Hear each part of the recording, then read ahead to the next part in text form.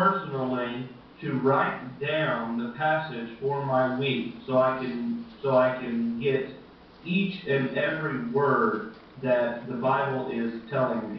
మరి ఆ విధంగా చాలా క్షుణ్ణంగా సమయాన్ని తీసుకొని చాలా అర్థవంతంగా నా మనస్సును నిగ్రహపరుచుకుంటూ నా మనస్సును నేను చదువుతున్నటువంటి మాటలకు సహాయం చేస్తూ అర్థం చేసుకుంటూ ఆ అర్థం చేసుకున్నటువంటి మాటలను నేను పేపర్ మీద రాసుకోవటం బట్టి తర్వాత వారు నేను చెప్పబోయేటువంటి ప్రసంగించేటువంటి వాక్య భాగానికి నాకు చాలా సహాయంగా ఈ విషయాలు ఉంటా ఉన్నాయి.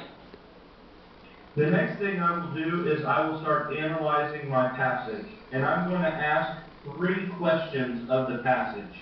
మరి ఆ విధంగా చదవబడి రాయబడినటువంటి వాక్య భాగం ఏదైతే ఉందో దానిని నేను చాలా పరిశీలనాత్మకమైనటువంటి దృష్టితో మూడవ పనిగా నేను చేస్తూ ఉంటాను. దానికోసం నేను చేసేటువంటి పని ఏంటయ్యా అంటే నేను చదవబడినటువంటి వాక్య భాగం మీద నేనే ప్రశ్నలు వేసుకుంటూ ఉంటాను.